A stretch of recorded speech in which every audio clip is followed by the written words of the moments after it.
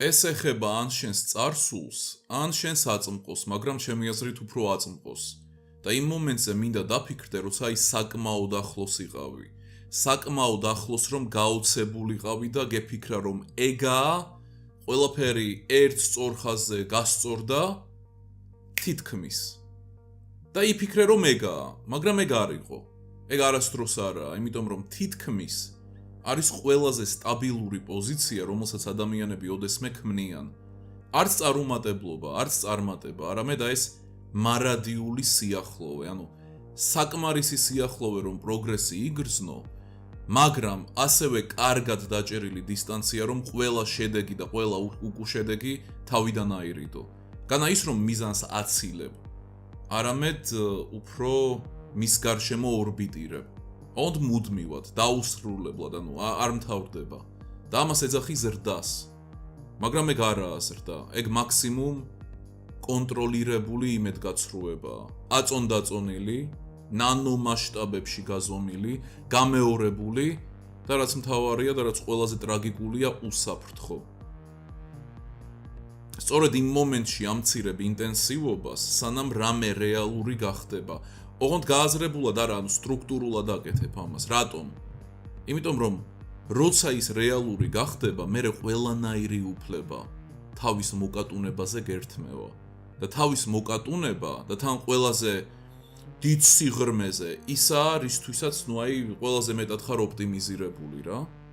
აი წარმოიდგინე, იღვიძებ, მოქმედებ, მოძრაობ, მაგრამ არაფერი არ მოძრაობს შენთან ერთად. რატომ? იმიტომ რომ ისეთი ცხოვრება აირჩიე, სადაც შენი მოქმედება არანაირ საგრძნობ მნიშვნელობას არ ატარებს. პატარ-პატარა გადაწყვეტილებები, უმნიშვნელო შედეგები, უმნიშვნელო ცხვირის წატეხვები თუნდაც. მოკლედ დახურული ლუპია ეს წრე, ჰულა-ჰუპი. თუ მოკლედ რაც ქვია. და წეღან რაც ვთქვი, მოძრაობ, მაგრამ არაფერი მოძრაობს შენთან ერთად. და მთელი ტრაკობა იმაშია, რომ ამას ეძახი სტაბილურობას.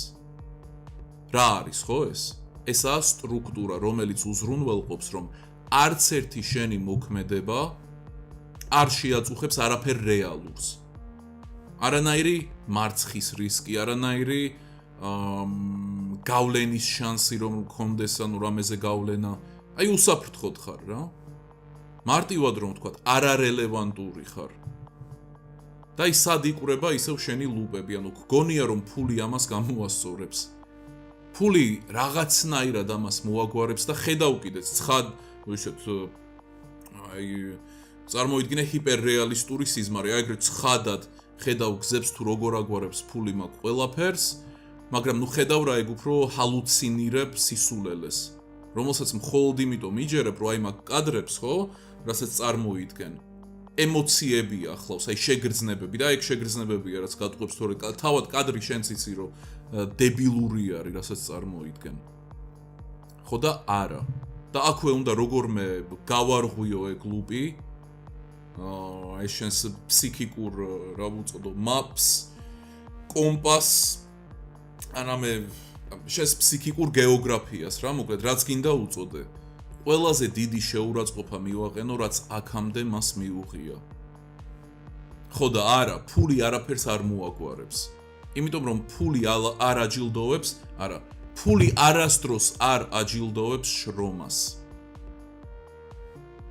არასდროს. და არც არასდროს აჯილდოვებდა. რატომ? იმიტომ რომ შრომა ყველგანაა. ყველა შრომობს. აზრიანად, უაზროდ, ოფლის ხრამდე, სისხლის ხრამდე, ან საერთოდ არაფრის ხრამდე. აი სხვადასხვა ინტენსივობებში. მაღალ, დაბალ ინტენსივობაში, მოკლედ შრომა ყველგანაა. და თან შრომა არის საკმაოდ იაფფასიანი რამ, ასევე ჩანაცვლებადი. და თუ ვერ შენიშნე აქამდე უხილავიც კი ზემოდან ბონუსად რა. სამყარო ანუ სავსე არის, გადატენილია იმ ხალხით, რომელიც აი მეც ცდილობს, მეტად ცდილობს, ძილს იკლებს, იქ ერთის ნაცვლად ორ სამსახურს ეჭიდება და კიდე მესამე რამე საიდ ჰასლზე ფიქრობს. 100 გვერდის ნაცვლად 130-ს კითხულობს დღეში და მალე დღეში 160 გვერდზე ასვლას აპირებს.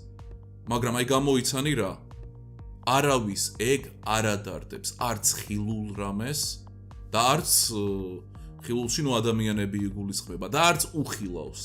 ანუ ძალაუფლებას. ფული საერთოდ სხვანაირად მოქმედებს და მოძრაობს. ანუ ფული არ დასდევს ოფლს. რა თქმა უნდა ეს მეტაფორული გაგებით და ასევე პირდაპირი გაგებითაც, იმიტომ რომ ფული აფუჭებს, ოფლი აფუჭებს ფულს, ასველებს და მე იხევა და ქრება არსებობიდან. პირდაპირ და არაპირდაპირაც რა, ფული არ დასდევს ოფლს, მაგრამ რას დასდევს და რას დახვება ფული? რას და უპირატესობას? უპირატესობა არის, როცა ერთი მოქმედება თითქმის ძალადობრივად იწვევს ბევრ სხვადასხვა შედეგს. სადაც ერთი გადაწყვეტილება იგივე თუნდაც ადამიანთა ქცევას ცვლის და არა მხოლოდ და მოკლედ სადაც შენი მოქმედება შენით არ მთავრდება, არამედ მრავლდება სისტემაში უკვე გარეთ. ხო და თუ მსგავსი ტიპის იზოლაციაში ოპერირებ, რაც ესეთი ანტითეტიკური არის აი ამ ყველაფრისთვის, რაც ვთქვი. ხო? აი ეგეთ იზოლაციაში. ახლოსაც ვერ იქნები იმასთან, რაზეც წეღან ვისაუბრე. თუ შენი შრომა იწყება და მთავრდება შენი სხეულით, გამოიცანი ამას რა მოხვება. ის რომ შენი შრომა დაიწყება და დამთავრდება შენი სხეულით და მორჩა. ხალხის უმეტესობა და დიდი ალბათობით შენს თავს არიდებ უპირატესობას. და მისი მიზეზები არსებობს, ანუ ძალიან ძველი და გასაგები. და ცნობილი ასევე. ხო და არიდებ რა თავს უპირატესობას და რატომ? პირველ რიგში იმიტომ რომ ის კონკრეტულ კონტროლს გართმევს, კონკრეტულ რაღაცებზე. ასევე უსაფრთხოების ილუზიასაც ძალიან წარედ არტყავს.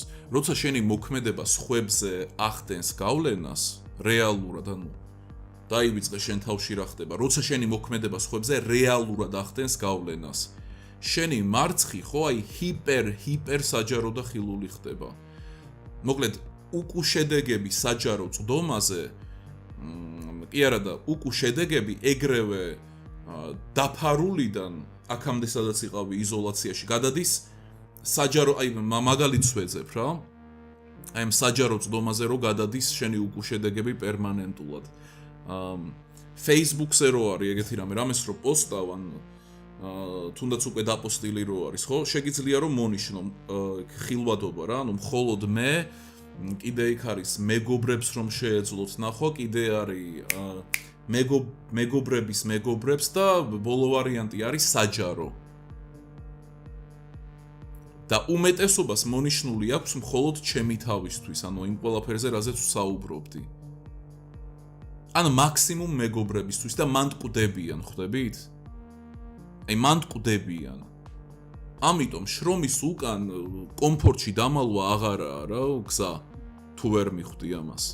და არც მაქსიმალური შრომიდან მინიმალური შედეგის მიღება არაა სათნოება რა, აღარ არის საჭირო მაგისი მორალიზება, რამე რომე თავის დამშვიდება, იმიტომ რომ არ მოქმედებს. იმშვიდე თავი, მაგრამ არ მოქმედებს რა ეგ.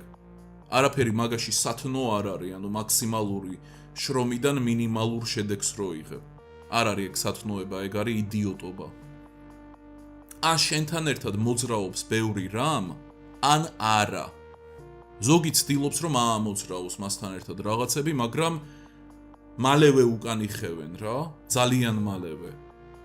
უკან ისეთ რამეებთან, რაც გაზომვადია, რაც უსაფრთხოა და მოკლედ უკან ისეთ რაღაცებთან, რაც ავსებს შენს დროს, რაც გაკავებს რაღაცით, მაგრამ არ ცვლის არაფერს.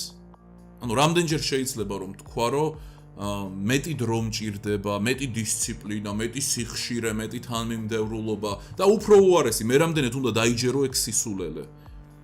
ესენი არ გჭირდება, არამედ სხვა პოზიცია გჭირდება. პოზიცია, სადაც შენი მოქმედებები, შენი აი დიდად აღებული გადაწყვეტილებები რამე წონას ატარებენ. აი წონა რო დაყვება რა შენს მოქმედებას, ალბათ უფრო კარგი სიტყვა იქნება შენს გადაწყვეტილებებს.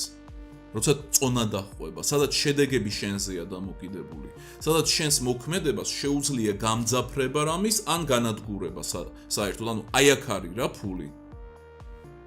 არა იმაში თუ რამდენს აკეთებ, არამედ აი რამდენი რამ მოძრაობს შენით. ხოლო მანამდე შეგიძლია რომ უსასრულოდ იმუშაო, კიდე რა შეიდგინო ახალ-ახალი რუტინები, კარგად დაოპტიმიზირო შენი დღეები, შენი საათები, ჩაყოთავი ყინულებში და საბოლოო ჯამში დარჩე ზუსტად იქ, სადაც ხარ.